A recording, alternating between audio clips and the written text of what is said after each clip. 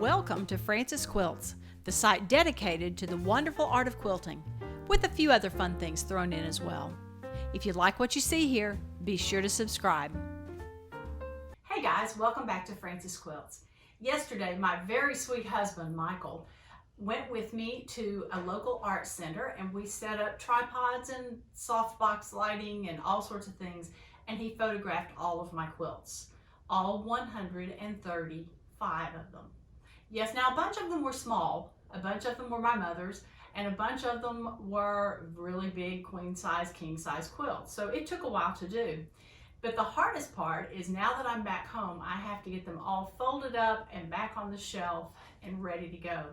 Now my shelf that I'm using here is fairly empty right now, but before we left, it was absolutely chock-a-block with quilts and I was out of room. Now I have been reading for a while about a Bonnie Hunter method, and you know I love Bonnie. Bonnie's method is to roll these quilts. She says that you can get them smaller, you can avoid a lot of the crease lines that you get when you folded quilts for long periods of time, and I decided let's try rolling. I think it's going to work great because it seems like it just takes up a whole lot less room.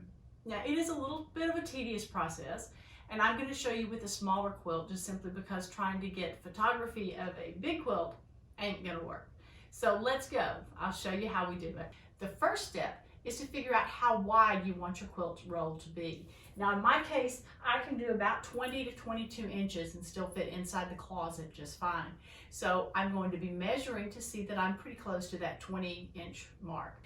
I like to be able to look in the closet and see my quilts and see what I am, which quilt it is, and not have to remember now which back did I put on that. So I'm going to roll this quilt so that the outside is showing.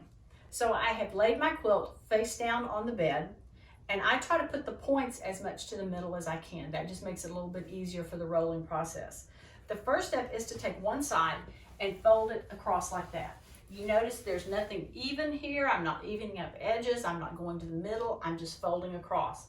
My idea here is to get approximately 10 inches between the corner and the fold here, and 10 inches between the corner and the fold here. I probably need to fold it a little bit more.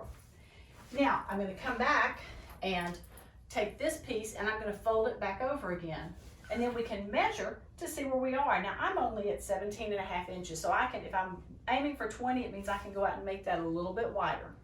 So now I have it folded that way.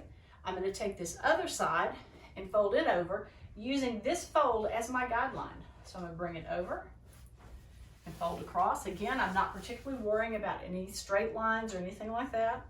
I'm going to fold this over here and I'm ready to roll. When I come down here, I like to flip this and just give it a little bit of space right there. The reason is I could start rolling with this point, but I'm afraid if I do, it will get all crumbled up in there. So I don't want that to happen. So let's start rolling. Now I have found that sometimes the quilt gets a little tucked up in there. So what I have started doing is coming to the other side, using my left hand to kind of straighten it as I go, and just roll. Now it's not going to be a perfect 20-inch roll. There's going to be some little bits hanging out. Now that is a nice size quilt. There are no folds to worry about. I'm not going to have to worry about opening it and having creases in there. And most importantly, it's going to fit beautifully right on my shelf and leave me room for even more to go on top. I hope you'll try this wonderful hint again from Bonnie Hunter, and thanks for watching. Come back again. Remember, if you like what you've seen, be sure to subscribe.